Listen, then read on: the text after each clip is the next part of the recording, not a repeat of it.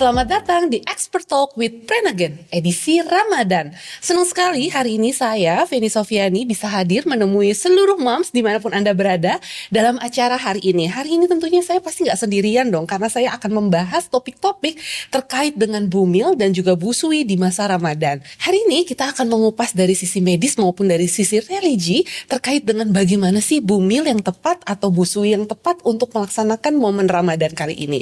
Langsung saja tanpa perlu berlama-lama.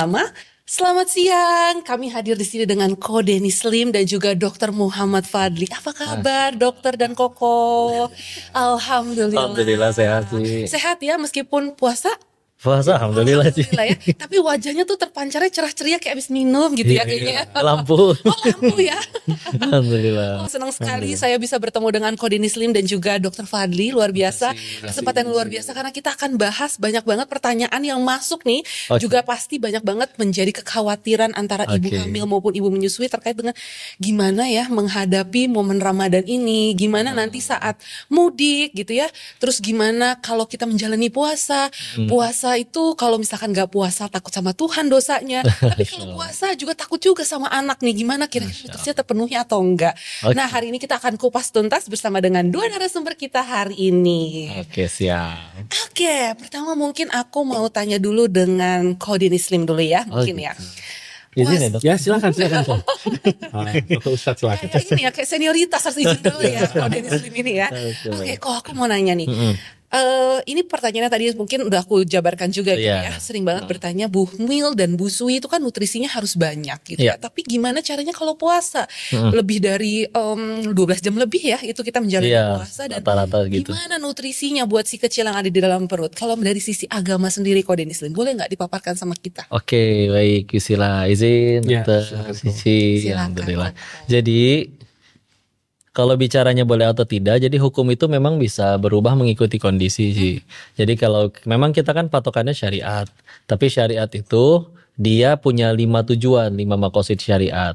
Menjaga agama, menjaga jiwa, menjaga akal, menjaga harta, dan juga tadi ada totalnya ada 5. Dan bahkan kalau misalkan untuk tujuannya menjaga jiwa, nah nanti hukum itu bisa berubah nih. Kayak contoh, dia selagi bisa untuk menjamin atau misalkan kondisi hamilnya benar-benar sehat ya, untuk bisa tetap asinya tetap keluar meskipun nggak makan, maka silakan boleh tetap puasa. Atau juga misalkan janinnya baik-baik saja meskipun dia lagi nggak banyak makan karena lagi puasa, silakan dilanjutkan. Tapi kalau sudah kondisinya itu bisa mengganggu kesehatan si janin atau mengganggu kesehatan si ibu atau asinya jadi seret, akhirnya si anak juga akan jadi kelaparan, maka itu dibolehkan untuk batal. Jadi memang hukum itu karena punya tujuan tadi, dia bisa berubah.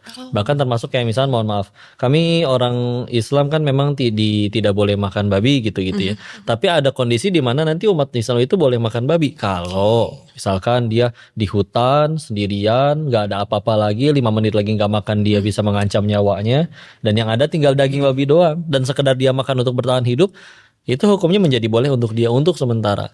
Makanya jadi syariat itu datang bukan untuk ini boleh atau tidak, itu salah satu tujuannya. Tapi tujuan yang utamanya kan tadi menjaga jiwa. Jadi silakan dikembalikan. Nanti setiap ibu ya dok boleh mengukur sendiri aman gak nih janinnya atau si bayi yang masih menyusuinya. Kalau misalkan dikira aman, tidak seret asinya misalkan kayak begitu, silakan dilanjutkan puasa. Kalau enggak pun kan nanti ada cara-cara yang lain, misalkan seperti bayar fidyah. Jadi tetap aja silakan makan. Dan untuk supaya tadi tujuannya kan untuk anak-anak gitu. Betul, karena kan di dalam perut kita juga nggak tahu ya dok gimana tumbuh kembang dan lain sebagainya ya kok ya. Makanya kita harus tetap mementingkan hal itu juga.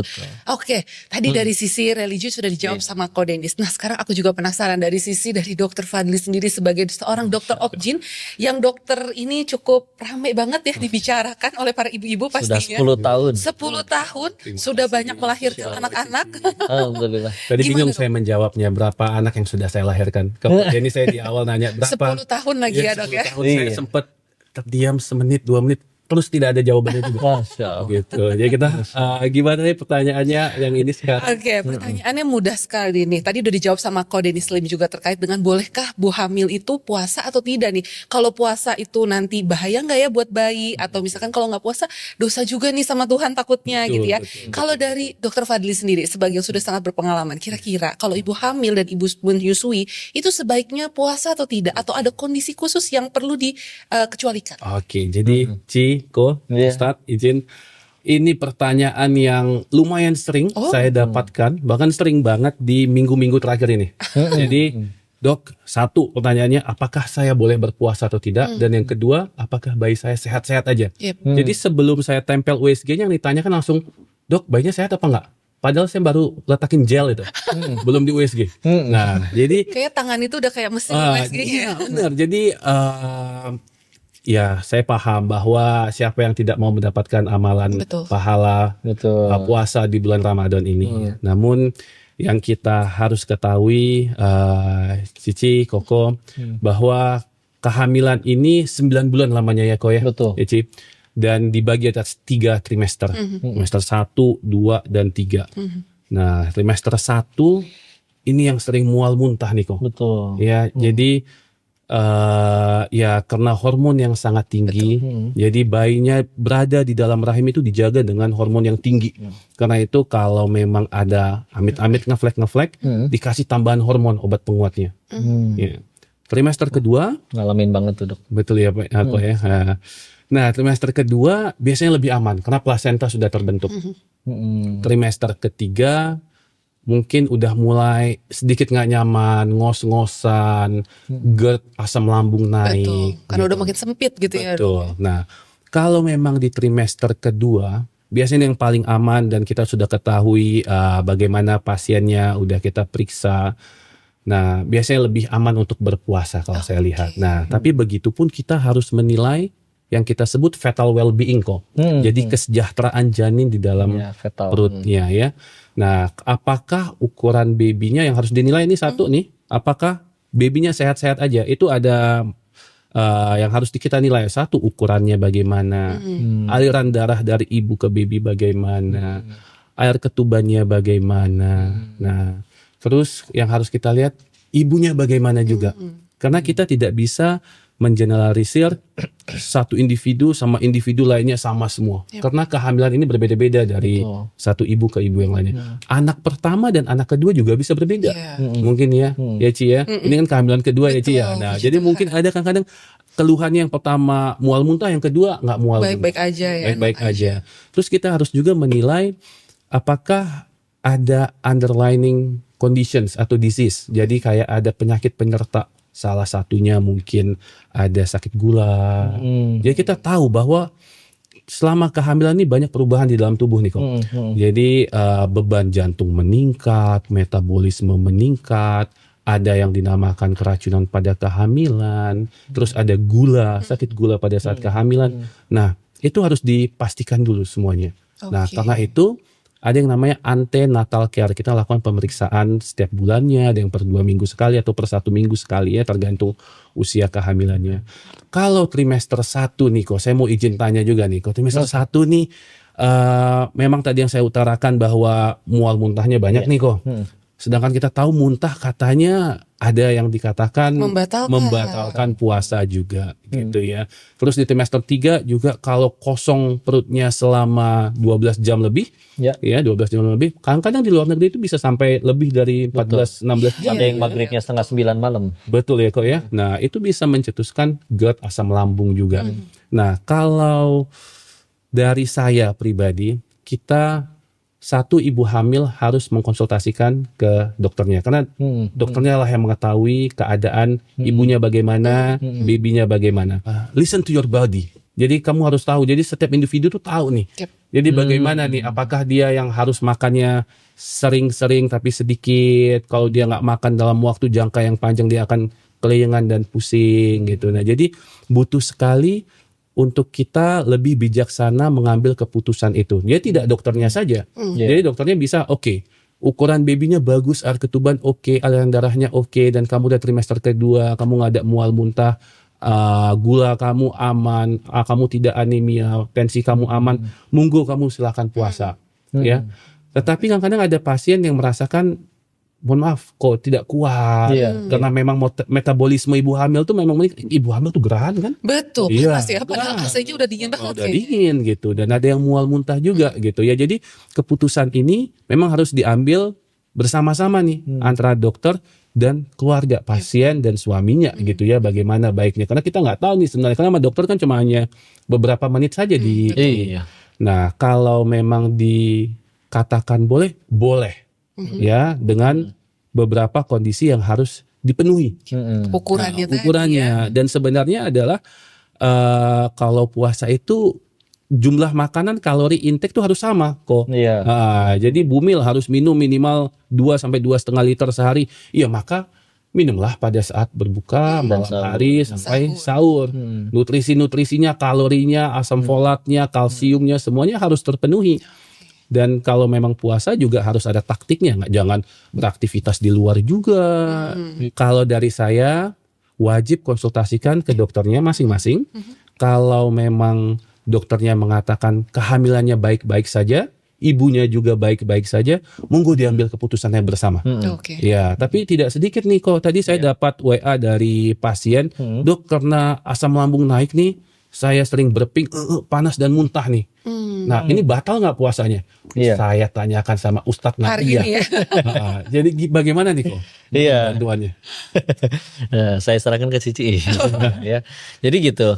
Kalau misalkan di dalam Islam itu hukum salah satu juga yang dilihat adalah memang niatnya. Di sana kan dia kan ada uzur ya. Jadi dia juga nggak pengen muntah, tapi karena ada kondisi yang bikin dia jadi muntah. Yang membatalkan dari muntah itu adalah kalau memang yang misalkan dia disengaja. Betul. Ya. Nah, ini kan tidak disengaja. Ada uzur gitu. Yang kalau misalkan nggak ada kondisi itu dia nggak akan muntah juga akan berpuasa juga. Jadi ya memang nggak batal loh. Kalau misalkan yang kondisinya seperti tadi karena ada indikasi medis ya. Betul. Nah, pertanyaan satu lagi boleh nih kok? Boleh, boleh. Pertanyaan dari pasien soalnya. Banyak ya pertanyaannya. Ada satu lagi, nggak Oke. banyak, ya udah saya seleksi. Yang satu lagi, ada obat penguat, mohon maaf Niko, yang harus Penguat diminum, rahim ya? penguat rahim pada trimester 1 yang harus diminum, atau juga yang harus, mohon maaf, dimasukkan dari bawah. Ya, yang lagi Nah, saya itu, bantuin istri juga sebenarnya. nah, kalau di bulan puasa itu bagaimana kok kalau dimasukin ke, mohon maaf, di bawah, atau ngebantuin istri masukin obat penguat ke bawah nih kok? Kalau waktu itu kami memilihnya jadi sekalian memang tidak puasa juga Tidak aja. puasa. Ya, jadi karena kan walaupun nanti ada perbedaan pendapat karena itu kan sebetulnya tidak mengenyangkan ya. Betul. Salah satu syarat yang jadi pembatal puasa itu kan masuk lewat kerongkongan yang jadi saluran pencernaan dan juga itu mengenyangkan begitu kan. Nah, tapi kan itu kan beda saluran, tidak untuk mengenyangkan. Tapi ya sudah, toh memang waktu itu kondisinya juga perlu banget makan, dua soalnya kan, Betul, kembar. betul. Jadi akhirnya memang waktu itu memang memilih untuk tidak berpuasa gitu. Wah, Dan akhirnya kita pilih ya sudah deh, sempurnakan. Nanti ada waktu bisa dikodo atau sambil menunggu kodo bisa dibayar fidyah dulu. Oke, wah, Gitu. terima kasih Niko. Tapi saya mau menambahkan sedikit Niko. Jadi menjawab pertanyaan dari Cici tadi, apakah boleh atau tidak. Jadi ada beberapa penelitian yang bisa kita akses di Google, di dunia maya. Apakah ibu hamil, apakah dampak puasa pada ibu hamil bagaimana? Apakah negatif outcome atau positif outcome?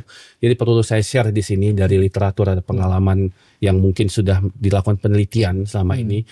Jadi ibu hamil boleh berpuasa asalkan nutrisinya tercukupi. Dan Satu. ada yang mengatakan tidak ada negatif output terhadap babynya. Oke. Ya, tidak ada negatif output terhadap babynya. Nah, tetapi bagaimana ibu hamil bisa memenuhi nutrisinya itu harus masing-masing tuh harus diskusikan sama dokter obgyn atau mungkin sama dietitians-nya gitu.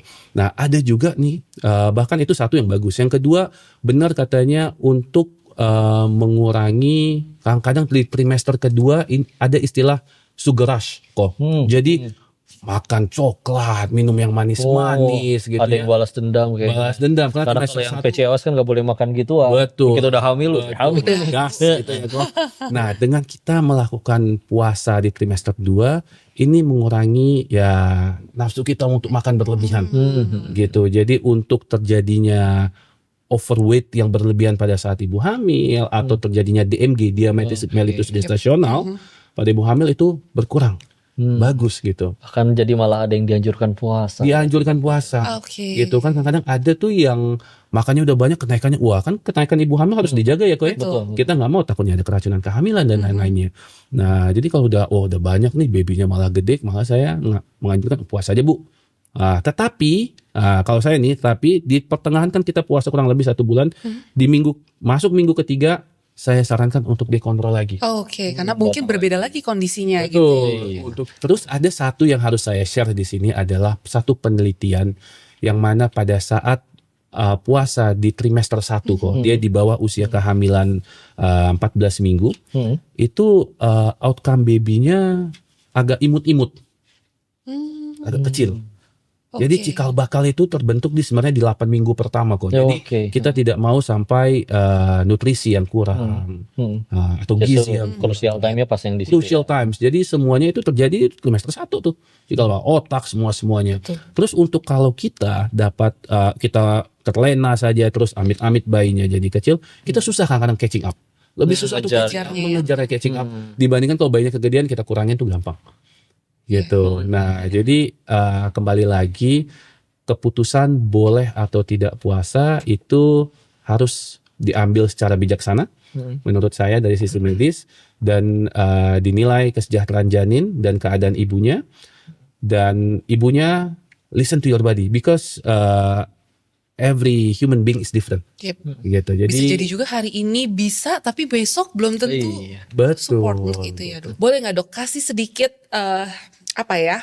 hint gitu ya, atau misalkan jalan keluar kira-kira yang baik saat buka puasa tuh harusnya seperti apa? Yang baik mungkin setelah 2 jam setelah berbuka puasa baru boleh apa misalkan, baru saat sahur gimana gitu. Boleh, Dok. Tips and tricks ya nih. Iya nih, karena kan banyak juga yang pasti pengen banget kalau bisa sih aku pengennya ikut puasa deh gitu. Bener tadi bareng sama suaminya, bareng sama keluarganya gitu. Kira-kira yang baik seperti apa? Agar nutrisinya tetap terpenuhi. Oke, jadi izin ya kok ya, nanti boleh ditambahkan.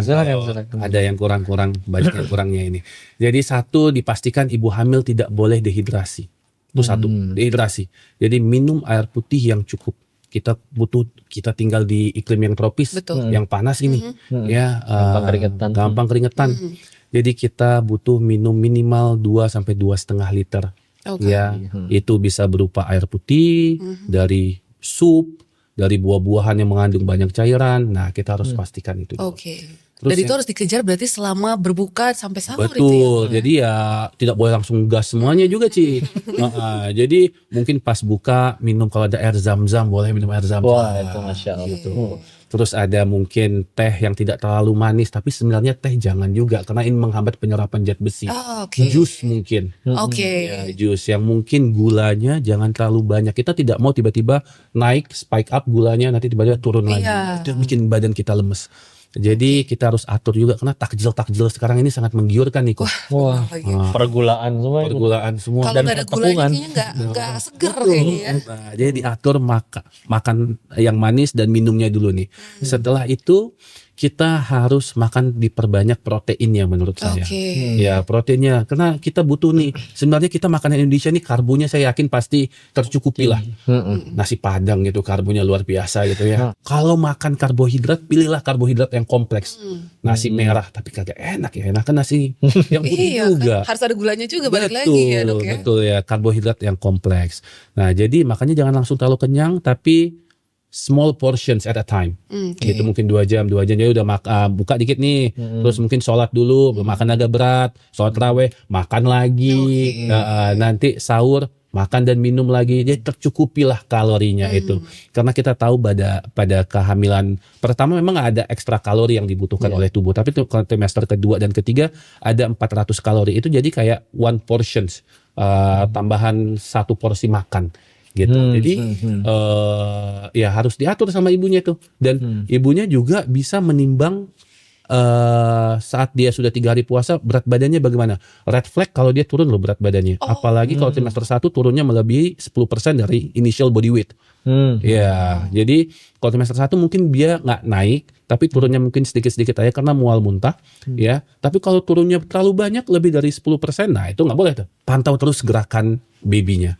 Ya, apalagi kalau di trimester 3 minimal harus ada gerakan 10 kali dalam waktu 12 jam atau 1 jam 1 kali lah. Gitu. Jadi kalau memang nggak gerak-gerak, wah hati-hati nih, jangan-jangan gulanya turun nih. atau air ketubannya jadi sedikit, ruang geraknya jadi sedikit. Jadi selama berbuka sampai sampai masa nanti sahur gitu ya, sebelum lagi melanjutkan puasa, nutrisinya harus selengkap mungkin gitu ya Betul. diberikan kepada si janin. Enggak itu tadi dari makanan, tapi tadi dokter juga sampaikan dari buah gitu ya. Begitupun Iya. misalkan dari susu yang paling Betul. mudah dicerna. Nah, susu nih, tambahan sedikit susu. Jadi ada sebuah penelitian mengatakan bahwa susu ini mencegah babynya kecil. Oh, Gitu. Jadi susu walaupun di luar sana, kadang-kadang kita main-main sedikit ke mana boleh saya sebut negara Australia gitu ya. Sebenarnya tidak ada yang secara spesifik susu untuk ibu hamil.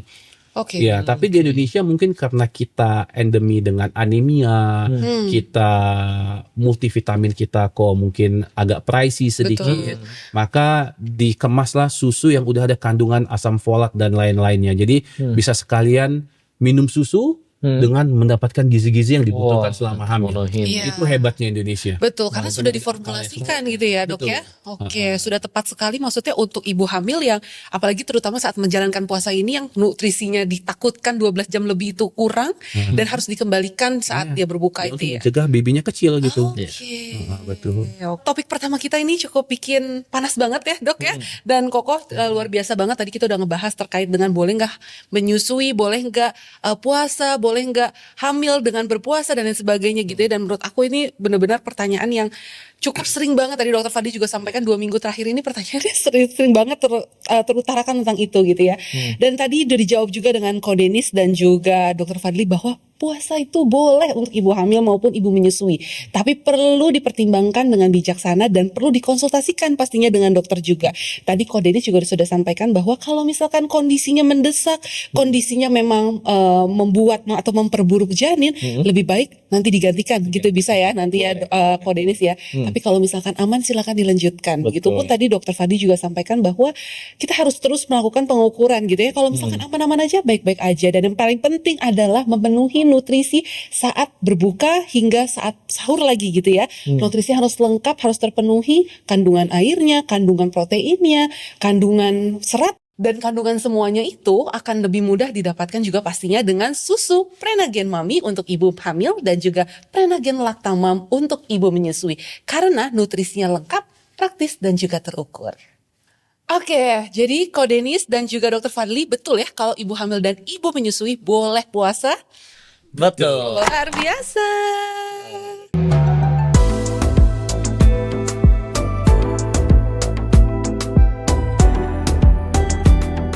Oke, nah tadi kita topik pertama kita sudah bahas lumayan banyak banget. Nah aku punya pertanyaan selanjutnya nih untuk Dokter Fadli dan juga Ko Denis. Ya. Aku pribadi waktu hamil yang kedua ini cukup mengalami lah mual muntah yang cukup kayak nggak mau makan jadi susah makan gitu ya. Terus moodnya jadi mood swing pastinya gitu kan.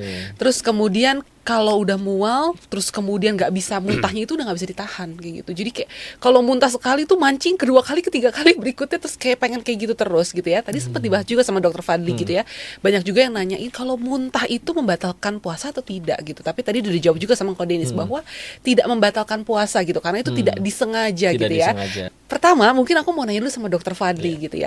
Dok, kalau misalkan muntah gitu ya, kalau muntah air atau ada isi itu sebenarnya mempengaruhi nggak terkait dengan apa sih yang terjadi di dalam janin gitu? Oke, pertanyaan bagus banget nih. Moms Fanny. Yes. Jadi Moms Fanny. Jadi harus panggil Moms karena lagi hamil. Tadi Ya, betul. Tadi kan Cici Fanny Nggak kelihatan ya, nggak kelihatan ya. Saya gitu. berusaha menutupi soal Memang karena itu pregnancy glow-nya tuh keluar banget. Jadi saya panggil Cici. Mantesan dokter awet muda ya. Oh. Nah, jadi sempat kita senggol-senggol sedikit tadi kok tentang mual muntah. Tadi trimester 1 mual muntah karena hormonnya yang lagi naik-naiknya. Nah, biasanya Niko, yang mual muntah hormonnya meningkat bagus malah bayinya lebih kuat di dalam. Oh. Biasanya malah begitu tuh. Dia berkembang dia. Oke. Gitu. Ada juga yang nggak mual muntah tapi bagus-bagus aja ada. Tapi ada juga yang kadang-kadang kan ada yang kehamilan mohon maaf yang kita tidak harapkan dia tidak berkembang atau gimana. Tadi sempat Koko cerita abortus iminen. Saya hormonnya itu harus ditambah gitu ya. Oke. Nah, jadi kalau mual muntah di trimester 1 itu ada pula syukurnya ya, tapi tetap nutrisi harus terpenuhi. Berat badan jangan turun banyak banget gitu.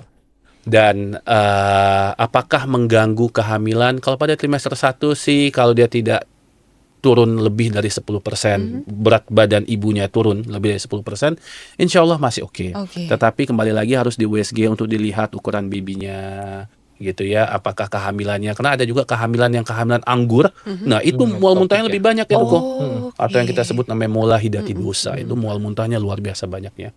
Nah trimester ketiga juga ada mual muntah, tapi biasanya bukan karena hormon lagi, Karena melainkan udah karena susah kali ya? asam lambungnya Asam lambung. naik, GERD-nya Oke. posisi betul, jadi kepalanya belum turun, dia udah masih di atas, jadi ketekan perutnya, jadi sering panas, berping gitu ya, reflux betul sekali kok.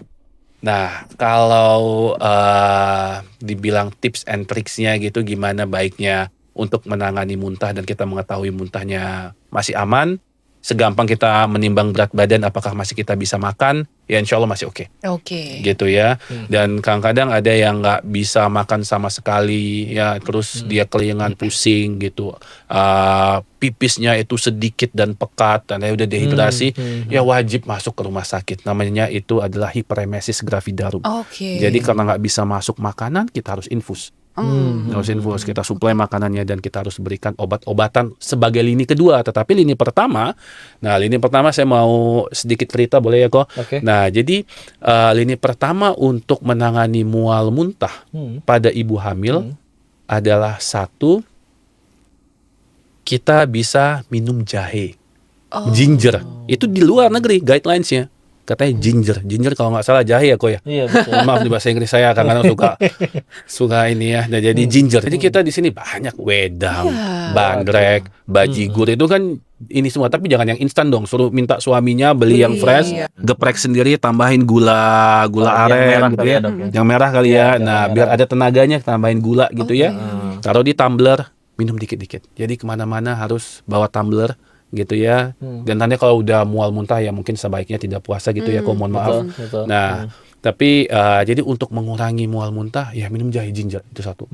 Terus yang kedua ada titik P6. Titik P6 itu di 2 jari di bawah di sini. Nah, itu ditekan-tekan, itu aku pressure dipijit daerah situ, itu katanya ngurangin mual muntah juga. Oke. Dan jangan lupa vitamin B6. Vitamin B6 itu terbukti mengurangi mual muntah juga kok. Oke. Jarang terdengar sebenarnya ya vitamin B6 ya Vitamin gitu. B6. Tapi ternyata itu mengurangi mual muntah. Iya, ya vitamin B6 itu untuk mengurangi mual muntah juga. Nah, jadi kalau memang udah kita siasati tapi masih ya mengganggu sekali mual muntahnya, kita bisa berikan obat-obatan untuk mengurangi ya sama sekali mual muntahnya. Pastikan sebenarnya kalau misalkan ibu hamil kalau bisa tuh mengurangi yang namanya adanya kandungan obat yang masuk ke dalam Betul, tubuh dan ya. sebagainya gitu. Menarik juga nih tadi aku ngomongin vitamin B6. Aku lagi hamil tapi aku kayak kurang aware sama vitamin B6 ini gitu, Dok ya. Nah, kalau misalkan vitamin B6 itu sebenarnya bisa didapetin dari mana, Dok? Ada makanan khusus kah atau buah atau seperti apa, Dok? Nah, itu dari buah-buahan bisa, dari sayur-sayuran bisa, dari obat ada vitamin B6, dan dari susu juga ada. Ya, itu yang paling gampang pasti. Susu juga ada kandungan, coba dilihat Full B6-nya Oke. gitu. Jadi dan dokternya mungkin kalau mual muntah pasti dia meresepkan, saya nggak boleh sebut nama produk mungkin ya, ada produk terus ada B6-nya gitu ya. Oh, pantesan menarik banget nih tentang vitamin B6. Tadi yang aku juga sampaikan bahwa ya, Dok, waktu aku mengalami mual dan muntah, kebetulan dokter Objin aku juga menyarankan untuk mengkonsumsi minuman atau buah-buahan yang mengandung vitamin B6. Dan menurut aku kan susah banget ya dapetinnya ya. Jadi yang paling gampang adalah aku mencari di mana produk yang bisa aku konsumsi dengan kandungan B6 yang tinggi. Dan alhamdulillahnya aku bisa menemukan Prenagen Emesis yang tinggi banget vitamin B6-nya sehingga membantu aku menurunkan mual dan muntah. Nah, lanjut kepada Kodenis ya. Kodenis anaknya 2, laki-laki, kembar lagi kan. Nah, itu kan banyak orang yang menyampaikan bahwa hamil laki-laki ini mual muntahnya lebih ekstrim nih kayaknya gitu ya. Kalau mual muntah di awal-awal, wah anaknya laki-laki nih katanya kayak gitu. Nah, kalau istri kemarin ngalamin kayak gitu nggak kok? Satu, nggak ada perbandingan ya, karena ini kan kehamilan pertama Oke. gitu ya, kehamilan pertama. Tapi memang kalau ngelihat dari durasinya kemarin itu cukup berat sih ya. Selain memang akhirnya dipenuhi nutrisi sebisa mungkin, juga akhirnya sempat minum juga tuh Prenagen Emesis, karena ternyata ada B6-nya. Waktu itu mah kita minum aja ya, alhamdulillah. Terus memang waktu itu memang berat sih dia, itu nyampe harus benar-benar yang bed rest. Kita sempat ada yang harus iniin P-spot untuk karena benar-benar bed rest. Oke. Dan sebelum hamil aja pipisan terus gitu, sering banget pipis, apalagi makin gede. Aduh, gede sekali menit sekali. Buy, manggilnya Buya kan. Buy, bangunin, ini pengen pipis, anterin pispot. Ya lagi belajar untuk ya mudah-mudahan sampai nanti usia tua seperti itu. Masya Allah, alhamdulillah. Semoga Jadi ya emang- harus selalu mendampingi. Begitulah perjuangannya ya. Ya Couples goal ini. Kalau kata Gen Z, couples goal. Bener lagi. yang Aku jadi- diperlukan tuh memang kehadirannya aja ternyata ya. Kadang mereka istri itu nggak perlu logikanya laki-laki. Sedang dia cuma perlu bahwa dipastikan bahwa apapun yang terjadi pada mereka setidaknya ada satu laki-laki ini akan siap untuk jadi bahu untuk dia pengen bersandar. pulang Gitu aja. rasanya nih kalau kayak gini ya. Dan unik ya tadi kalau misalnya bahas kok juga mention tadi dikit ya topik utama kita tadi tentang muntah ya. Walaupun ya itu tidak membatalkan moms dan juga dokter, tapi juga hati-hati dengan sisa rasa yang ada di mulutnya. Itu sebisa mungkin dikumur sampai benar-benar nggak ada rasanya lagi. Oke. Karena kan nanti kan ya ikut ketelan ada rasanya, udah mah rasanya nggak enak, Iya. ketelan pula ya kan. Oke. Ya itu kalau bisa. Dan kalau memang lagi masih puasa gitu ya, ya maka hasil muntahan, sisa muntahan yang ada rasa di mulutnya, tolong dikumur-kumur banget sampai akhirnya benar-benar bersih. Dan kalau bisa kumurnya jangan pakai yang obat kumur yang jelas-jelas tambah berasa.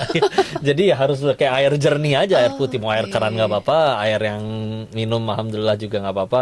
Yang penting tadi jadi sisa rasanya tuh udah nggak ada lagi. Oke, jadi sebenarnya kalau dari aturan atau ajaran agama Muslim, kalau misalkan muntah yang tidak disengaja tidak bisa tertahankan, ya itu tidak membatalkan puasa. Namun lebih baik dikeluarkan Iya. benar-benar sisanya, karena kalau ditelan Iya. lagi batal ya. Iya kan udah keluar nih, sisa rasanya kan pasti masih ada di mulut Betul. tuh. Kalau Nah itu tolong ditelan- dikumur sampai ini. Oh, kalau ketelan batal. Sebetulnya masih ada pendapat yang memberikan keringanan, yaitu kan susah dong gimana caranya itu ada sisa banget gitu untuk 0,0 Mungkin di berapa ujung ini sih ini ya. susah banget gitu. Jadi ada yang masih kayak memaklumi lah Oke. istilahnya. Tapi kalau misalnya kita masih bisa berikhtiar untuk benar-benar ngebersihin, toh juga kan rasanya kan nggak enak rasa Iya, bekas muntah iya, itu. iya, Jadi ya silakan daripada nambah mual lagi gara-gara rasanya nggak enak juga, itu juga ngebantu untuk supaya nggak bikin main muntah lagi. Oke, baik. Jadi sebenarnya kalau misalkan hamil dan terutama saat hamil itu kan mual muntahnya trimester 1 ya, dok ya, lumayan Biasanya. ekstrim. Tapi juga banyak juga yang 1, 2, 3 Betul. mengalami Muntah mual aja muntah terus. juga gitu ya. Kalau misalkan itu memang tidak tertahankan gitu ya, kalau memang harus keluar gitu, itu tidak membatalkan puasa Tidak gitu membatalkan ya. puasa. Tapi balik lagi nanti harus perlu pengecekan lebih lanjut. Tadi dokter Fadli sampaikan bahwa kalau misalkan mual muntah terus, apakah masih boleh dilanjutkan? Nah itu menjadi tanda tanya yang harus kembali dicek sama dokter obgyn gitu ya. Nah dok, yang aman tadi sempat saya tanyakan juga gitu ya. Kalau misalkan keluarnya itu ada makanannya atau air aja, sebenarnya lebih aman yang seperti apa? Atau saat di titik mana ketika muntah yang harus benar-benar dihentikan, kamu harus minum atau harus melakukan Pengecekan iya pengecekan lebih lanjut. Oke, jadi kalau tadi tanyakan jenis-jenis muntah dulu nih ya, asal tidak muntah yang proyektil. Proyektil tuh yang, "Wah," yang gitu, yang membuyar gitu ya. Oke. Itu tandanya ada tekanan di kepala tuh meningkat. Nah, tanda preeklamsia. Nah, kita nggak mau. Tetapi kalau makanan apakah cair, ada gabungan dari makanan-makanan yang Sisa-sisa sisa-sisa tadi, itu masih oke sih. Oke. Nah, ada yang mengatakan kalau cairan aja masih lebih aman dibandingin ini. Karena kita tahu bahwa waktu kita makan pasti akan diolah dulu di perut tuh ya. Nah, kalau memang sudah 4 sampai 6 jam biasanya dia udah masuk ke usus kecil, usus besar dan berikut-berikutnya. duodenum, jejunum dan Ah, ileum. tuh hebat nih Koko nih. Sangat Nah, memahami ya. Memahami. Nah, jadi asal dari tidak muntahnya tidak proyektil ya tidak ada masalah. Oke. Menurut saya itu satu, dan tidak hiperemesis. Nah, nama tadi ini kan emesis. Nah, Iya. ingatnya emesis itu muntah. Oh. Nah, jadi kalau hiperemesis berasa itunya. Muntah berlebihan muntah ya? berlebihan Oke. katanya, kalau lebih dari 7 kali nggak bisa masuk obat-obatan sama sekali dengan mengganggu tanda vital tubuh, jadi nadi jadi berdebar, kelayangan, ya tandanya itu yang nggak boleh. Harus tindakannya itu. Itu harus lanjut. ke rumah sakit, ya mungkin masukin cairan kali ya kok ya, dan harus dibatalkan puasanya ya kok. Gitu. Nah, itu. Oke. Tapi izin nambahin ya. Iya. Mom Sweni juga ya. Kita dari tadi ngobrolin mual muntah dan gimana cara menanggulanginya. Aku sih ngelihat kenyataannya bahwa mual muntah yang mungkin dikeluhkan oleh ibu hamil zaman sekarang, itu sekian banyak ibu pengen banget ngerasain mual muntah itu. Oh iya. Bahkan istri pernah ya waktu lagi acara gitu, ngumpul keluarga, terus ngelihat ada yang mual gara-gara hamil. Itu ketika lagi agak di belakang, kita lagi di dapur, terus dia ngerangkul bilang pengen muntah kayak begitu. Wih. Saya sampai merinding nih kok. AC-nya mungkin kenceng. Oh iya. Dan serius ketika akhirnya pertama kali hamil, kita nunggunya soalnya 5 tahun kan. Heeh. Dan ketika akhirnya berhasil itu Mam, di muntah yang pertama, orang mah mungkin aduh gak enak banget. Tersiksa Itu benar-benar kayak alhamdulillah akhirnya ini hamil, akhirnya ini adalah muntah pertama, makasih ya nak, udah nggak apa-apa, tendangin biar mau muntahnya kayak gitu. Jadi kita bahas ini ya, karena biar gimana dari sudut pandang medis harus kita tanggulangi gimana caranya biar takutnya nggak jadi muntah yang berlebihan atau gimana. Tapi bagi semua yang sedang mengalami itu, terlepas itu semua, bersyukurlah kalian sedang mendapat sesuatu yang diinginkan oleh jutaan ibu di luar sana. Masya Allah.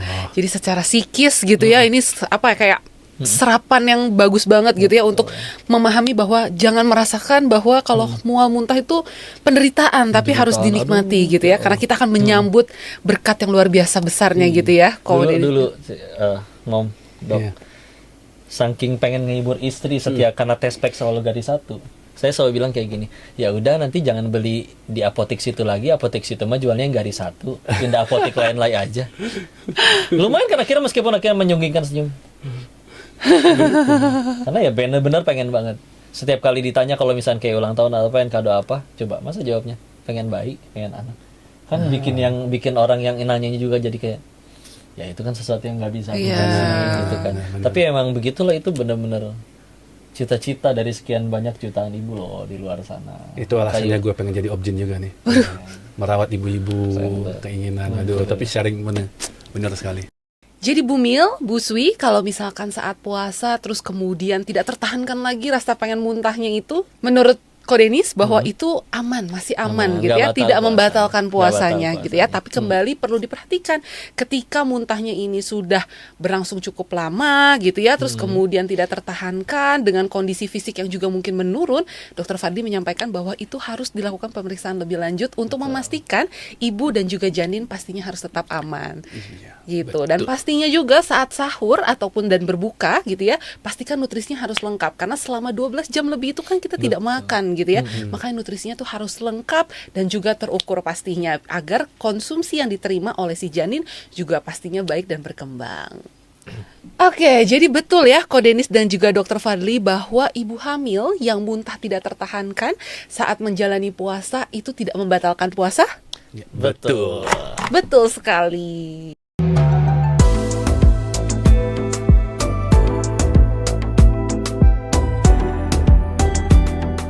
Dokter Fadli dan juga Ko Denis, kan kalau misalkan udah sekarang udah masa Ramadan, puasa apalagi sih yang dinanti-nanti kan habis ini pasti kan mau merayakan hari suci bersama keluarga gitu ya. Tradisi nih. Nah, hari suci bersama keluarga kan paling enak kalau kita sholat Id di kampung bareng keluarga gitu ya, bareng sama ibu, sama bapak dan lain sebagainya gitu ya. Bahkan yang di Jakarta nih terutama ya, pasti mudiknya jauh-jauh nih.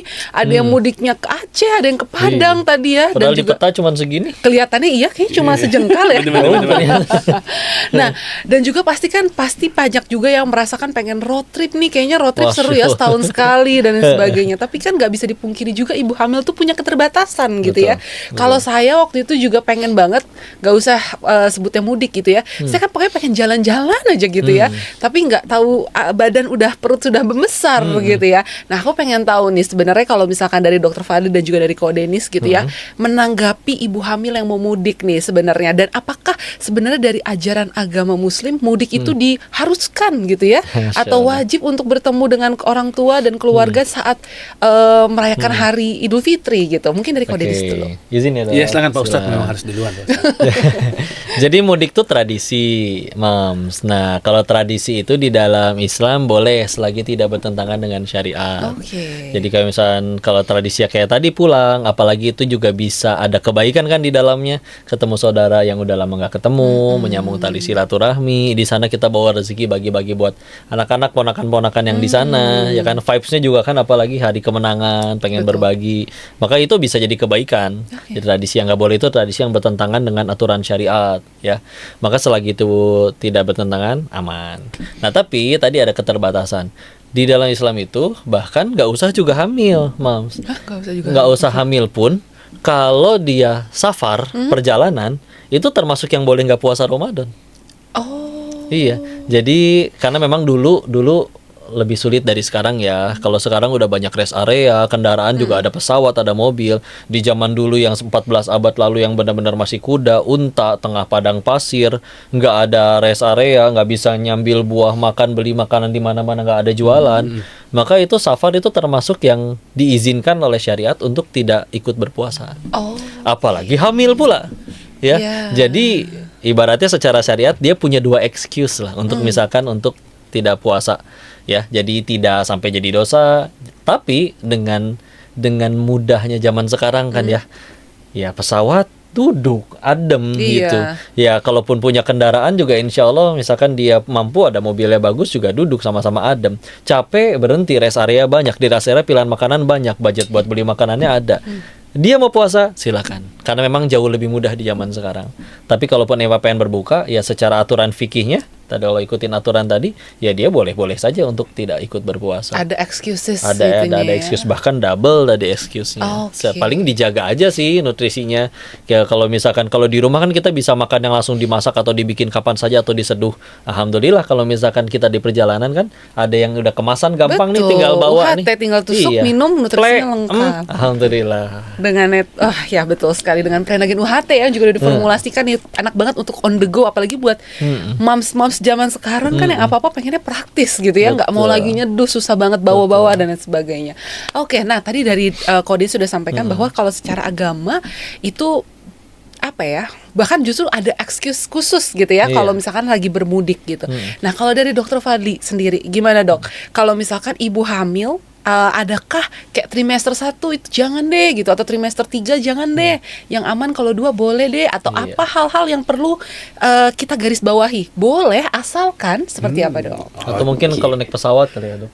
Atau naik kapal, naik kapal. Karena gitu dulu kami waktu itu bukan mudik sih, kami tanya ke dokter Objinnya untuk ini ada jadwal umroh tapi lagi hamil tapi masih di awal dilarang dulu katanya.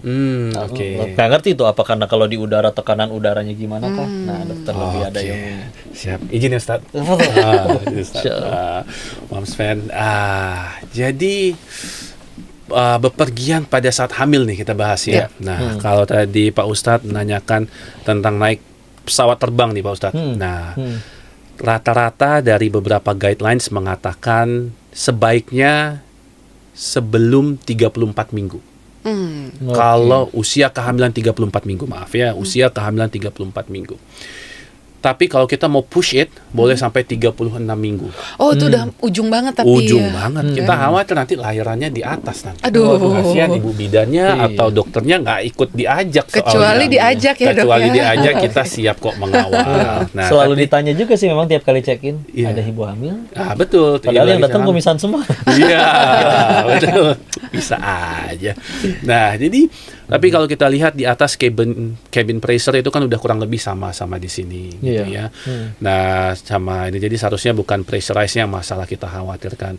Terus ditanyakan juga, dok kalau di airport kan lewat titit-titit metal detector tidak apa-apa selain tidak dia mengeluarkan sinar X-ray, ronsen gitu-gitu. Kecuali masuk ke dalam yang tempat buat masukin ke bagasi itu ya dok ya. Tetapi ibu hamil kan banyak privilege-nya. Kalau dilihat hamil langsung udah nggak perlu boleh-boleh juga. Itu adalah privilege yang didapatkan ibu-ibu hamil. Iya, dan kadang-kadang kayak aduh jadi pengen hamil aja gitu. Betul. Bisa naik bagikar gitu ya. Didahulukan, naik bagikar, dijemput, keluar duluan. Tempat duduknya bisa di-upgrade ke bisnis kelas lagi. Gitu ya dok. Besok saya pesan tiket. Nah, tetapi kita harus juga melihat beberapa keadaan di mana pastikan lagi bagaimana kehamilannya kok. Jadi babynya bagaimana.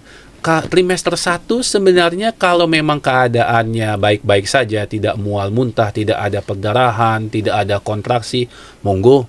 Apalagi nih sekarang lagi banyak yang pergi umroh di bulan puasa. Saya ada pasien yang hamil. Nah, kalau ibunya oke, nggak ada masalah, monggo silahkan umroh. Tapi pastikan di sana siapa tahu cuacanya kan lebih kering di sana. Cuaca mungkin lebih panas. Pastikan air putihnya dikonsumsi dengan tepat jumlahnya. Saya bekali juga dengan obat-obat penguat. Jadi kalau memang amit-amit sudah merasakan kontraksi, apalagi sampai keluar flek darah, tanda-tanda ada ancaman tadi Koko sempat bilang abortus imminens gitu ya. Ada ancaman keguguran ya. Istirahat, bed rest, minum obat penguatnya, terus minum air putih yang cukup, observasi. Kalau besoknya sudah tidak lagi, ya aman, silakan monggo beraktivitas. Nah, karena memang ibu hamil ini ya ada self reward yang harus, tadi saya sempat mengutip kata-kata dari Koko Ustadz bahwa ya yang penting ibu hamil ini harus ada Kita kehadiran hadir sebagai suami, kasih support sistem ya kok ya. Apalagi Nah, pas udah lahir nanti baby blues. oh baby blues, aduh. Nah jadi selama hamil ini kita harus support, dan salah satu pemberian reward kepada istri adalah mungkin yang zaman sekarang namanya baby moon, nggak honeymoon aja, Betul. tapi baby moon. Nah siapa tahu nanti pas mudik, pas silaturahim, karena kita tidak boleh ya memutus silaturahim, jadi kalau Betul, bisa ketemu keluarga. Nah itu juga banyak pahalanya ya kok ya katanya Betul. kalau silaturahim. Nah jadi kita monggo silahkan kalau semuanya baik-baik saja. Tetapi kalau ada keadaan-keadaan seperti tadi kontraksi atau plasentannya letak di bawah, resiko perdarahan, ya itu harus dicek dulu. Ya harus dicek dulu, dan harus kalau memang ada apa-apa harus sudah diberikan bekalin sesuatu. Nah, dan satu hal yang harus saya tekankan di sini, ibu hamil terkadang kalau dia jalan-jalan dia nggak mau minum kok, karena aduh cari toilet WC kalau perempuan itu udah ngantrinya panjang, no betul, more. betul. Kalau kita kan gampang, nggak pernah ngantri lah gitu ya. Waktu itu istri sampai pakai popok dewasa. Nah, iya banyak yang mengakalinya begitu, tetapi ada yang tidak baiknya juga. Iya. Itu bisa meningkatkan Bakteri. infeksi saluran kencing, bakteri. Oke. Nah, jadi kalau memang suka, para suami di luar sana ingin membawa istrinya jalan-jalan, silahkan. Daripada kita disuruh mengandung 9 bulan, ya mendingan kita bawa jalan-jalan aja. Betul. Nah, tetapi pastikan minum air putihnya cukup, bawa tumbler lah biar kita tahu udah Ya, berapa udah kali bisa diisi. ngukur ya. Kalau Terus, ada budget boleh bangunin mall buat istrinya. Wih, aduh. Insya Allah, Insya Allah. tambah berkah, benar. Terus yang kedua, setiap 2 jam sekali harus cariin toilet.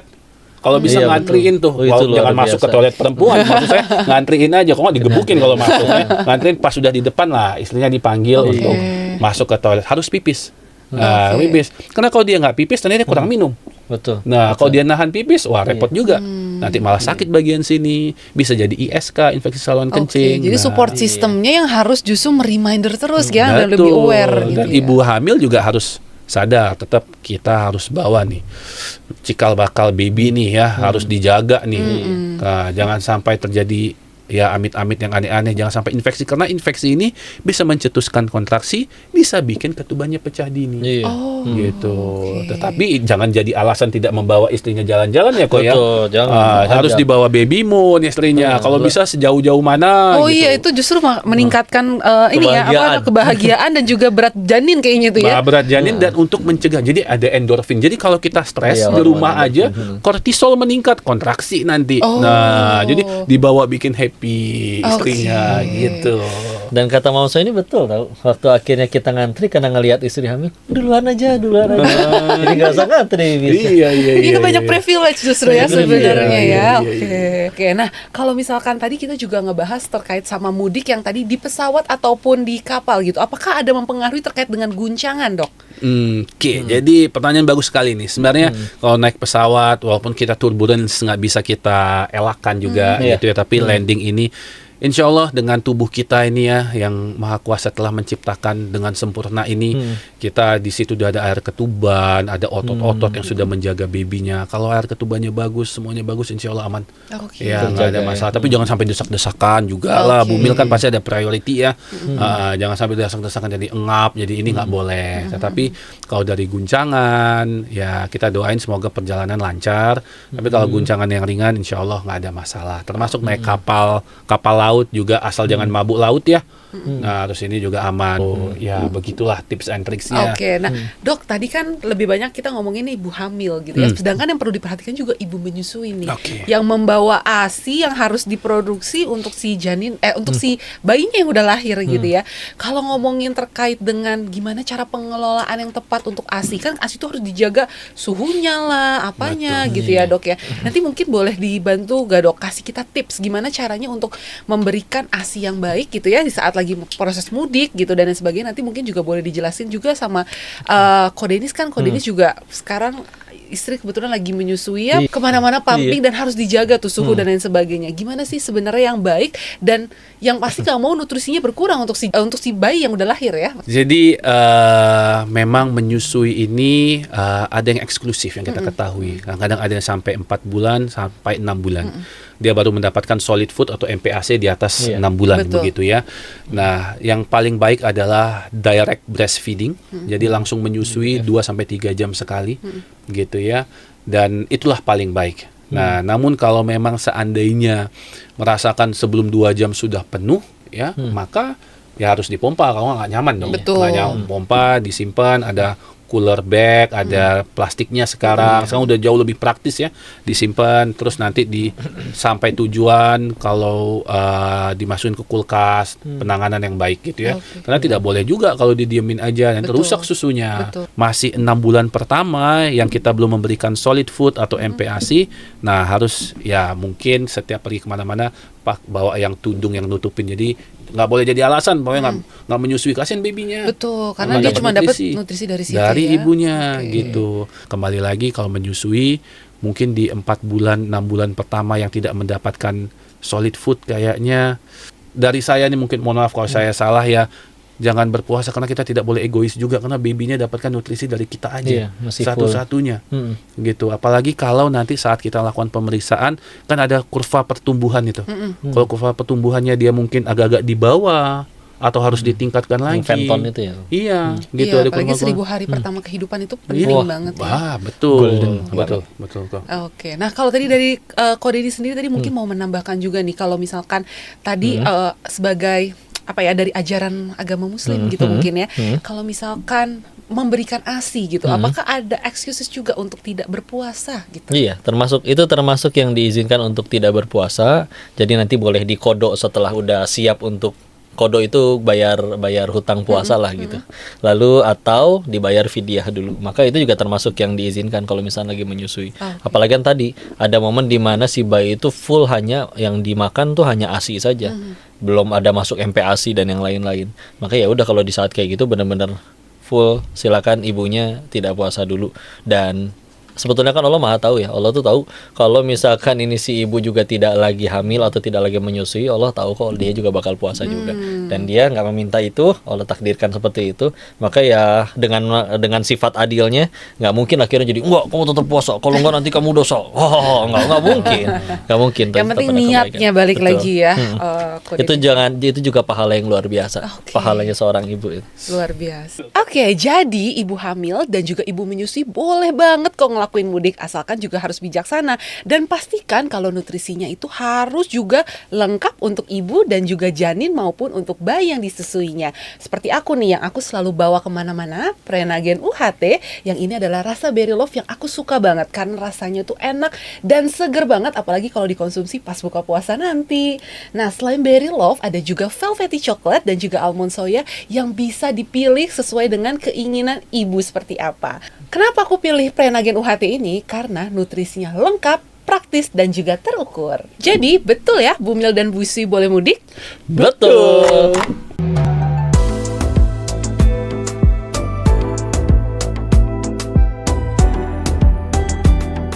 Oke, Ko Denis dan juga Dr. Fadli. Di luar biasanya kalau mudik itu yang dinantikan adalah kumpul sama keluarga yang tadi aku bilang. Betul.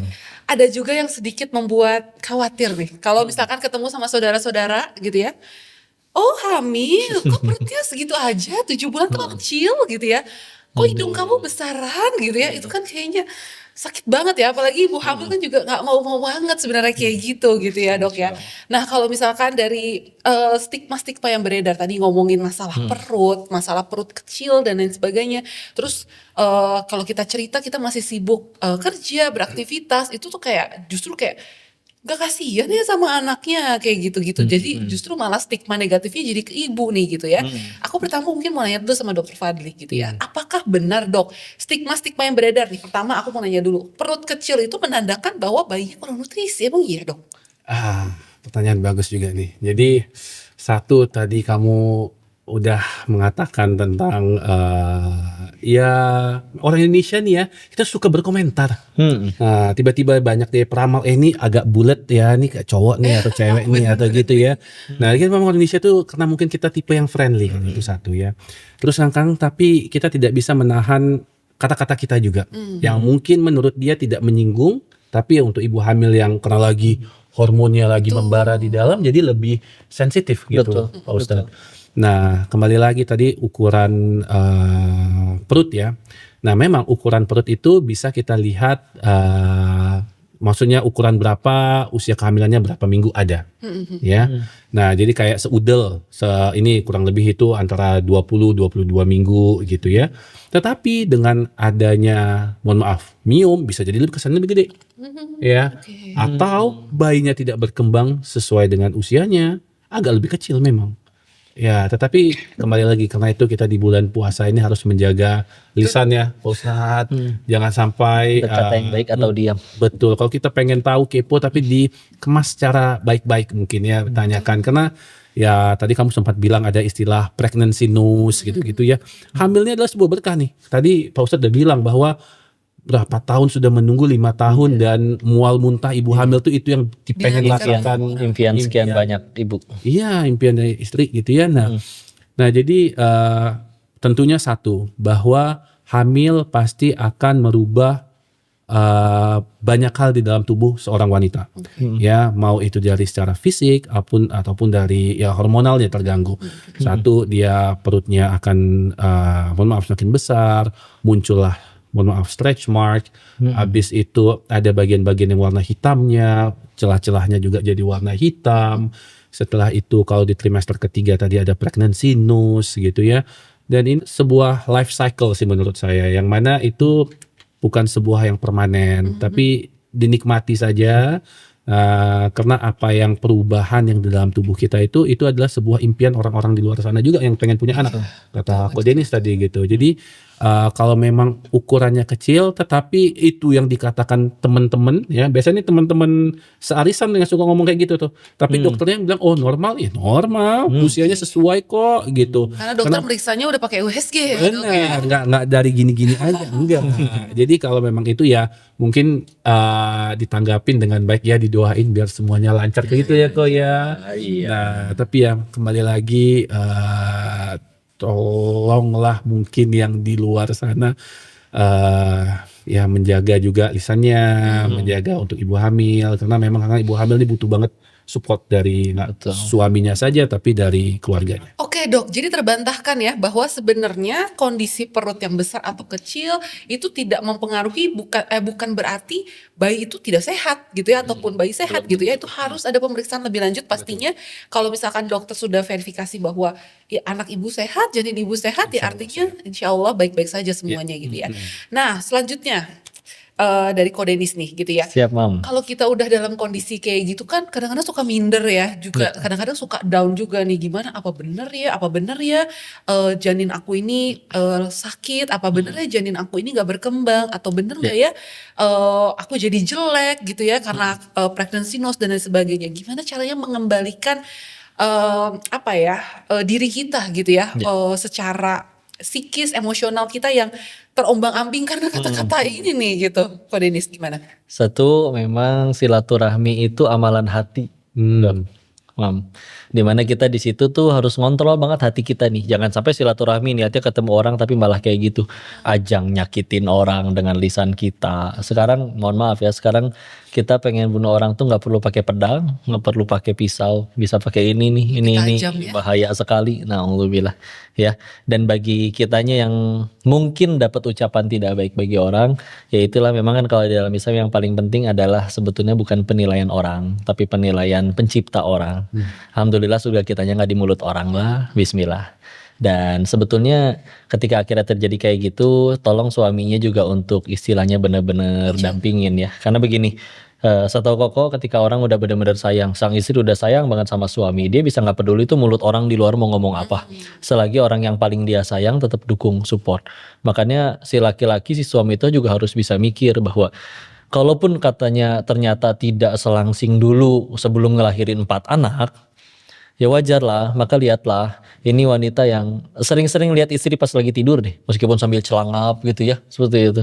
Liatin bahwa ya Allah, wanita ini sekian banyak orang loh rela mati untuk dia bahagia, ayahnya, ibunya, adik atau kakaknya. Lalu atas nama syariat, dia mendampingi aku laki-laki yang mungkin tidak lama dia kenal. Lalu kalau selama dia menikah denganku dia cuma bisa tersakiti, serius aku laki-laki yang seburuk itu, maka bismillah aku pengen komitmen jagain dia. Kadang ada laki-laki itu bisa nggak berani selingkuh bahkan bukan karena pelakonnya nggak cantik, tapi murni karena ya Allah ini wanita yang rela dampingin aku dari nol, ngasuh anak-anakku, rela kehilangan kemolekan tubuhnya hanya untuk melahirkan 4 anakku atau bahkan lebih. Dia juga pintar kok, dia juga bisa berkarir, dia juga bisa kuliah. Ngapain atas nama syariat dia bela-belain ninggalin itu semua demi dampingin aku. Terus lagi aku udah jadi orang yang kata orang sukses, padahal cuma dititipin rezeki sama yang maha kaya. Terus aku jadi laki-laki yang kayak gitu, genit sama anak magang dan lain-lain. Serius kamu laki-laki sehina itu? Kok udah bisa mikir kayak gitu? Biarkan istri merasakan seperti itu, dia akan siap ngadepin mulut orang mau kayak gimana juga.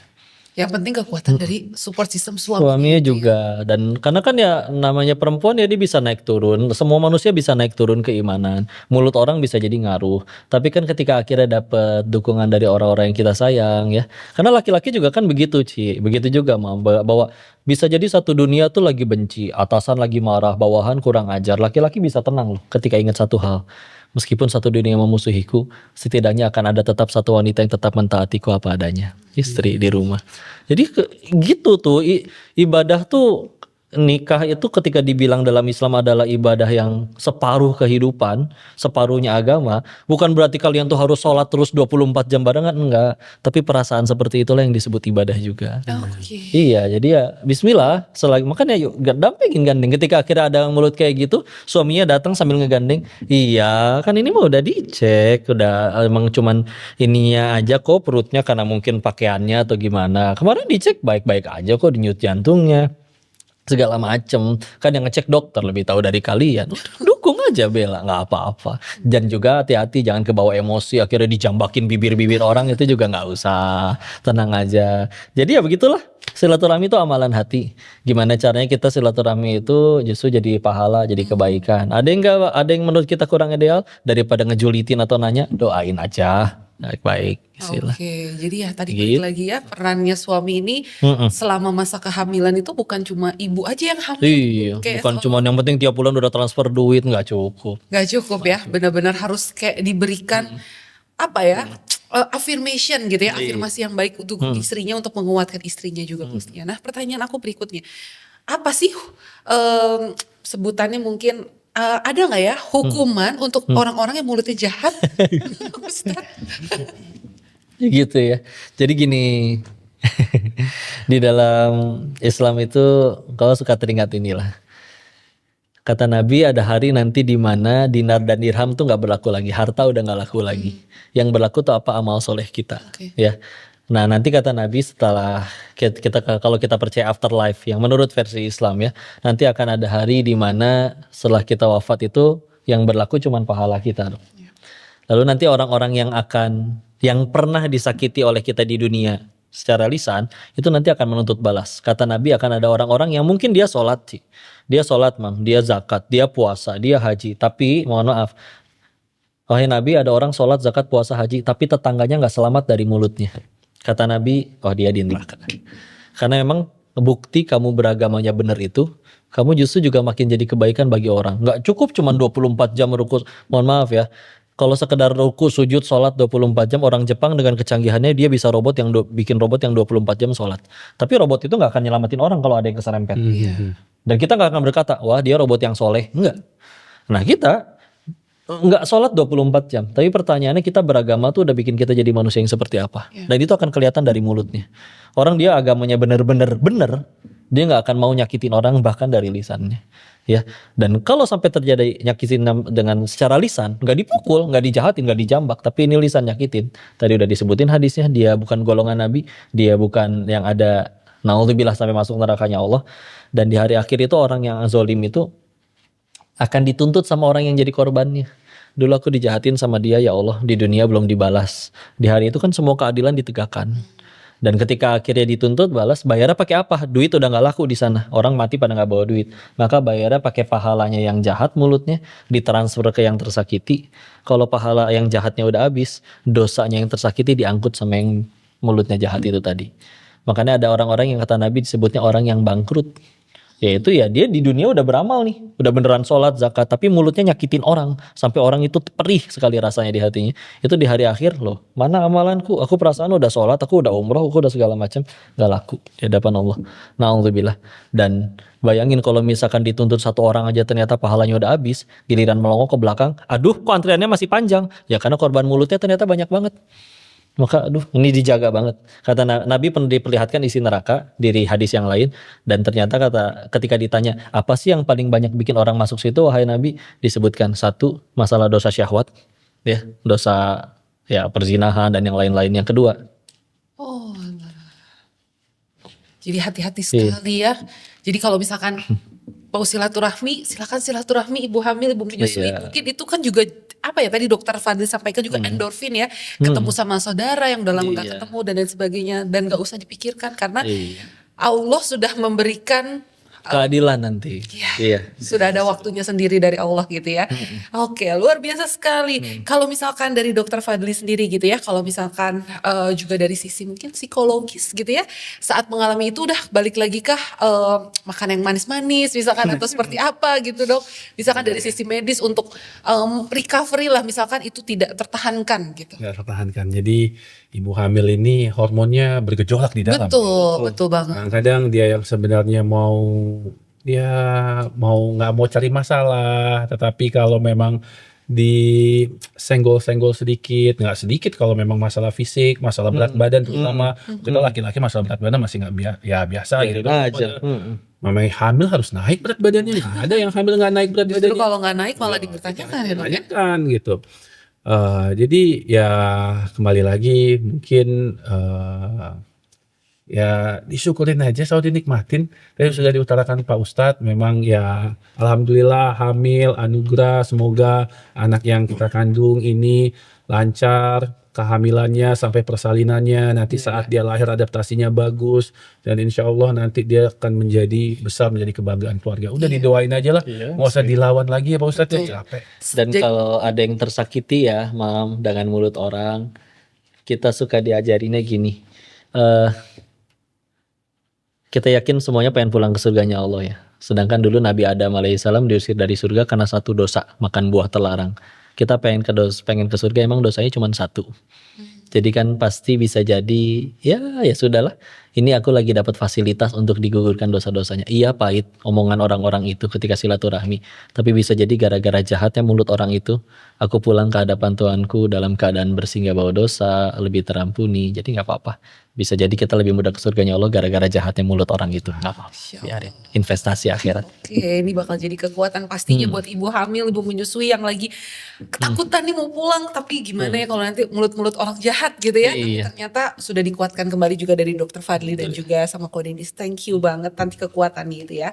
Oke, nah jadi gimana caranya? Apakah benar kalau misalkan perut besar, perut kecil itu mempengaruhi sekali dengan tumbuh kembang janin? Itu tidak sangat sekali mempengaruhi gitu ya Dokter Fadli. Yang paling tahu yang terbaik adalah yang pastinya Allah, dan juga dengan cek pastinya ke konsultasi dengan dokter obgyn Anda pastinya. Dan yang paling penting apa yang harus dilakukan oleh ibu hamil maupun ibu menyusui adalah penuhi nutrisinya. Gitu ya, jadi jangan mengandalkan ramalan tangan-tangan keluarga, teman-teman orang gitu yang mengatakan oh, bayinya kecil nih, banyak kurang nutrisi. Tapi di luar itu yang harus kita upayakan sebagai seorang ibu adalah mengusahakan bahwa nutrisinya itu adalah lengkap. Gitu ya. Maka dari itu dimanapun Anda berada, meskipun nanti Anda lagi bersilaturahmi dengan keluarga, pastikan nutrisi Anda lengkap. Semudah dengan mengkonsumsi Prenagin UHT yang nutrisinya lengkap, praktis, dan juga terukur. Alhamdulillah. Jadi betul ya, Bumil dan Bu Sui nggak perlu takut untuk pulang kampung bersilaturahmi dengan keluarga. Betul. Wah, luar biasa banget. Terima kasih sekali Dokter Fadli dan juga Ko Denis untuk informasinya yang luar biasa. Kalau ibu hamil dan ibu menyusui butuhnya protein, nah ini isinya protein semua di dalamnya. Alhamdulillah. Terima kasih juga untuk para moms and dads yang juga sudah menyaksikan Expert Talk with Prenagen edisi Ramadan kita hari ini, karena juga informasinya luar biasa yang pastinya menjadi bekal untuk moms and dads menjalani Ramadan di tahun ini. Saya Feni Sofiani, Dokter Fadli dan juga Ko Denis pamit undur diri dan sampai jumpa di Expert Talk with Prenagen berikutnya. Selamat menjalankan ibadah puasa untuk moms and dads. Minal aidin wal faizin, mohon maaf lahir dan batin. Bersama Prenagen, siapa takut jadi ibu.